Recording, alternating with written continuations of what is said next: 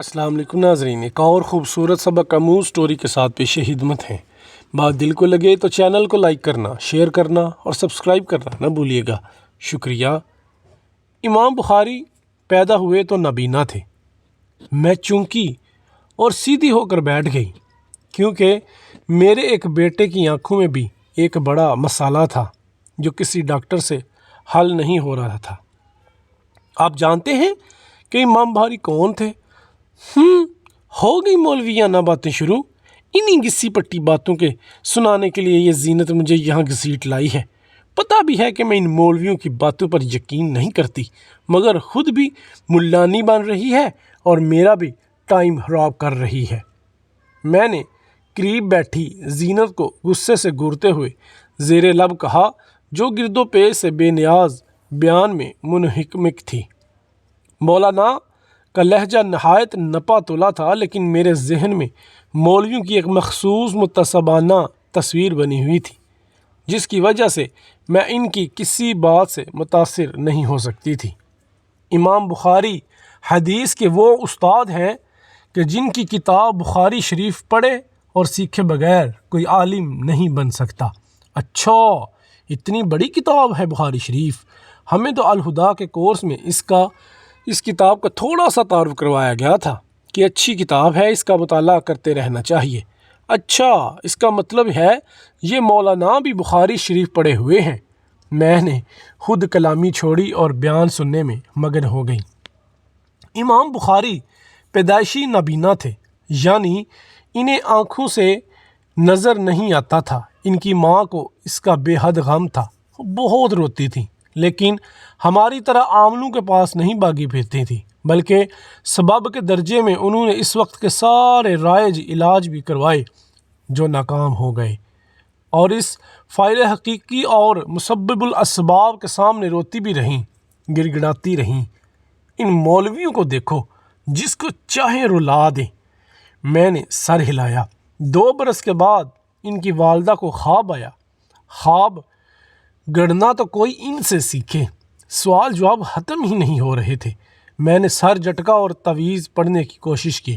خواب میں انہیں حضرت ابراہیم علیہ السلام کی زیارت ہوئی۔ ان کی ماں کو مخاطب کر کے خلیل اللہ نے فرمایا، اللہ نے تیرے بیٹے کی بصارت واپس لوٹا دی۔ مولانا کچھ دیر کے لیے خاموش ہو گئے۔ چاروں طرف سے سبحان اللہ کی صدائیں آنے لگیں۔ میرے دل پر ایک چوٹ سی لگی۔ گود میں سوئے ہوئے 4 سالہ احمد کے معصوم چہرے پر نظر پڑی اور اسی لمحے میرے منطقی دل کی ساری منطق گویا باب بن کر اڑ گئی۔ میرا ممتا بھرا دل بے اختیار بھر آیا اور پھر دل سے آواز ابھری، تم اس کی آنکھیں اپنے اللہ سے واپس لے سکتی ہو؟ اس جملے کی گونج اتنی تھی کہ میں بیان سننا بھول گئی۔ پتہ نہیں مولانا نے اور کیا کچھ کہا، مگر میری نظریں اپنے احمد کے معصوم سے چہرے پر جم کر رہ گئی تھیں۔ 20 مئی 2007 کو احمد پیدا ہوا تھا۔ سارے خاندان میں خوشیاں منائی گئی تھیں۔ ڈول ڈمکے نے پورے علاقے کو سر پر اٹھا لیا تھا۔ پورے علاقے میں ہم نے مٹھائیاں تقسیم کی تھیں، لیکن جب احمد تھوڑا سا بڑا ہوا تو انکشاف ہوا کہ احمد کی خوبصورت آنکھیں بینائی سے محروم ہیں۔ ہم نے آغا خان میں پاکستان کے سب سے بڑے آئی اسپیشلسٹ ڈاکٹر اعظم علی کو دکھایا۔ ڈاکٹر اعظم علی کا رزلٹ 100% ہے۔ ان کے علاج سے ضرور آرام آ جائے گا۔ میرے ساتھ ویٹنگ روم میں بیٹھی ایک عورت نے بتایا۔ اچھا، میں صرف اتنی ہی کہہ سکی کیونکہ میرے ضبط کے بندھن ٹوٹنے لگے تھے۔ باجی رو مت، اللہ خیر کرے گا۔ اللہ تو خیر ہی کرتا ہے، لیکن میرے بیٹے کی بینائی معلوم نہیں کون سی خیر میں چلی گئی۔ میں نے شکوہ کیا۔ باجی اللہ سے شکوہ نہیں کرتے ہوتے۔ احمد علی نرس نے چیکنگ کے لیے پکارا تو میں احمد کو لے کر اندر چلی گئی۔ اسے دوا پلا کر بے ہوش کیا گیا اور تقریباً 2 گھنٹے چیک اپ ہوتا رہا۔ 2 گھنٹے بعد ڈاکٹر اعظم ہماری طرف آئے۔ مجھے شدید افسوس ہے، آپ کے بچے کی آنکھوں کا پردہ پیدائشی طور پر بے جان ہے۔ یہ الفاظ تھے یا ایٹم بم تھا؟ میری آنکھوں کے سامنے اندھیرا چھا گیا اور میں گر کر بے ہوش ہو گئی۔ مجھے نرسوں نے سنبھال کر بیڈ پر لٹا دیا۔ سر ہو سکتا ہے کہ آپ سے چیک اپ میں کوئی مسئلہ ہو گیا ہو۔ یہ میرے شوہر کی آواز تھی۔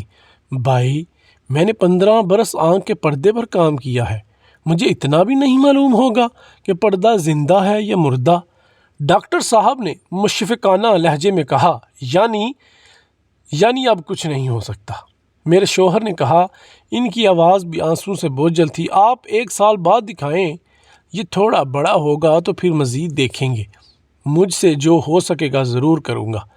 ڈاکٹر اعظم یہ کہہ کر چلے گئے۔ صاف لگ رہا تھا کہ انہوں نے طفل تسلی دی ہے۔ مجھے میرے شوہر ویل چیئر پر ڈال کر گاڑی تک لائے۔ اس کے بعد بھی ہم نے بہت سے چھوٹے بڑے ڈاکٹروں کو دکھایا، ڈاکٹر محمد صاحبہ کو بھی دکھایا۔ انہوں نے آب زمزم ڈالنے کا کہا، مگر 1 برس ہو گیا، کچھ نہیں ہوا۔ ہاں میں اس کی آنکھیں اپنے اللہ سے مانگوں گی۔ کیا ہو گیا کومل؟ کس سے باتیں کر رہی ہو؟ شوہر کی آواز سے میں چونکی۔ مجھے پتہ ہی نہ چلا تھا کہ میں گاڑی میں اس سے باتیں کرنے لگی تھی۔ کچھ نہیں بھائی، کچھ تو ہے، شوہر نے اصرار کیا۔ وہ دراصل زینت مجھے اپنے ساتھ ایک بیان میں لے گئی تھی۔ میں نے شوہر کو اصل بات بتانا شروع کر دی۔ تم اور بیان کس ملا کے بیان میں چلی گئی تھیں؟ انہوں نے طنزیہ لہجے میں کہا۔ پتہ نہیں کون تھا، یہ ملاؤں کے چکر میں مت پڑو، میرے شوہر نے گاڑی کی رفتار بڑھاتے ہوئے کہا۔ کوئی پاگل ہی ان کے چکروں میں آئے گا، لیکن ایک کام کی بات انہوں نے بتائی ہے، میرا اس پر عمل کا ارادہ ہے، میں نے پرعزم لہجے میں کہا۔ کیا بات کہہ دی جو تم جیسی ڈیٹ کے دل میں اتر گئی؟ کوئی خاص نہیں، بس ایک واقعہ سنایا تھا۔ پھر میں نے امام بخاری والا واقعہ انہیں سنا دیا۔ وہ بھی باپ تھے۔ جب احمد کے حوالے سے انہوں نے یہ واقعہ سنا تو کچھ دیر خاموش رہے، مگر اپنی عادت کے مطابق بولے، اپنا منہ دھو کے دعا مانگنا۔ وہ کوئی اور لوگ تھے جن کی اللہ سنتا تھا۔ اس کے بعد میری زندگی بالکل بدل گئی۔ اپنے بچے کے لیے اس کی بینائی کی خیرات مانگنے کے لیے میں کس طرح نہ اپنے رب کے سامنے گڑ گڑائی، رات بھر تڑپی۔ میں جو اپنی مخصوص تربیت و ماحول کی وجہ سے علماء اکرام کا مذاق اڑایا کرتی تھی، ان کی کسی بات پر یقین کرنا تو دور کی بات تھی، مگر اس کے باوجود امام بخاری کا یہ واقعہ اس دن گویا میرے دل کی اتھاہ گہرائیوں میں اتر گیا تھا۔ مجھے کامل یقین ہو گیا تھا کہ میں بھی امام بخاری کی والدہ کی طرح رو کر اللہ سے مانگوں گی تو ضرور میرے بچے کو روشنی ملے گی۔ میں روتی رہی، گڑ گڑاتی رہی۔ یوں 6 ماہ گزر گئے، اور پھر ایک دن بیٹھے اچانک میرے اندر ایک ابال سا اٹھا اور پھر مجھ سے بیٹھا نہیں گیا۔ میں نے ہسپتال فون کر کے ایمرجنسی میں اپائنٹمنٹ لیا اور پھر شوہر کو فون کیا، سنیں جلدی سے گھر آ جائیں، ڈاکٹر کے پاس چلنا ہے۔ کس ڈاکٹر کے پاس؟ انہوں نے حیرت سے کہا۔ ڈاکٹر اعظم علی کے پاس۔ اور کس کے پاس؟ یہ اچانک کیا ہو گیا بیٹھے بٹھائے تمہیں؟ چھوڑیں سب باتیں، بس ابھی گھر پہنچے، جلدی کریں نا۔ شدت جذبات سے میری آواز بلند ہو گئی تھی۔ میرے اندر کی ممتا نے ایک جنون کی شکل اختیار کر لی تھی اور مجھے اپنے آپ پر کنٹرول نہیں ہو رہا تھا۔ ارے پاگل ہو گئی ہو کیا؟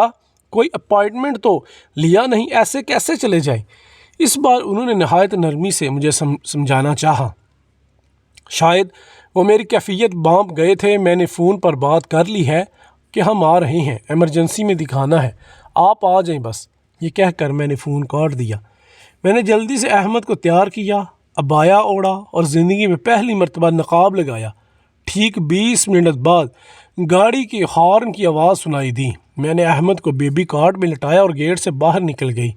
مجھے دیکھ کر میرے شوہر حیرت سے گنگ ہو گئے۔ تھوڑی دیر کے بعد بولے، تمہارا دماغ خراب ہو گیا ہے کیا؟ ہاں، میں نے قدرے نارمل انداز میں مختصر جواب دیا۔ اب اندرونی ابال قدرے دب گیا تھا۔ او حجن صاحبہ، یہ آج سورج کہاں سے نکلا ہے؟ میں چپ رہی۔ سارے راستے شوہر پوچھتے رہے کہ یہ بیٹھے بٹھائے تمہیں ہسپتال جانے کی کیا سوجی، مگر میں نے کچھ نہ بتایا، اور بتاتی بھی کیا، بتانے کے لیے کچھ تھا ہی نہیں۔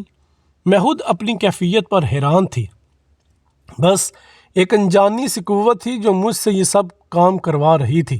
جیسے ہسپتال قریب آ رہا تھا، میری بے چینی پھر سے بڑھ رہی تھی۔ حیرت انگیز، ناممکن، امپاسبل، ڈاکٹر صاحب کے لہجے میں حیرت گویا کوٹ کوٹ کر بھری ہوئی تھی۔ کیا ہو گیا ڈاکٹر صاحب؟ میرے شوہر گڑبڑا گئے۔ آپ کے بیٹے کی آنکھوں کا پردہ 100% زندہ ہو گیا ہے۔ میری پوری زندگی کا یہ پہلا کیس ہے، ایسا کبھی نہیں ہوا۔ آپ کو بہت بہت مبارک ہو۔ اللہ کا شکر ادا کریں، اللہ تعالیٰ نے آپ کے بیٹے کی آنکھوں کو روشنی دے دی ہے۔ ڈاکٹر اعظم خوشی سے چہک رہے تھے، شاید اپنے نزدیک ایک ناممکن کو ممکن ہوتے دیکھ کر وہ بھی جذباتی ہو گئے تھے، اور کاریات ایک ماں کی ایسے وقت میں خوشی کی انتہا کو کون سمجھ سکتا ہے؟ شاید وہ ماں ہی سمجھ سکے جس کا بچہ 4 سال تک مزدوری کی زندگی گزار کر اچانک صحت مند ہو جائے۔ میرے شوہر خوشی سے بے اختیار رونے لگے، اور میرے تو خوشی سے خاص ہی مختل ہونے لگے۔ میری ہچکیاں بند گئیں۔ دنیا کا کوئی پیمانہ ایسا نہیں تھا جو اس وقت میری خوشی کا ناپ سکتا۔ میرے اللہ نے اپنی ایک نہایت گناہگار بندی کی لاج رکھ لی تھی۔ میرا تھوڑا سا رونا اس نے قبول کر لیا تھا، اور میرے احمد کو اندھیروں کی جگہ جگمگاتی روشنیاں عطا کر دی تھیں۔ مجھے اپنی ٹوٹی پھوٹی دعاؤں کا صلہ 6 جون 2012 کو مل ہی گیا تھا۔ ہماری ساری امیدوں کا محور و مرکز ایک اللہ ہی کی ذات ہے، وہ جو اپنے بندوں پر بے انتہا مہربان ہے۔ 70 ماہوں سے بھی زیادہ، بس اس سے پورے یقین کے ساتھ مانگنے کی ضرورت ہے۔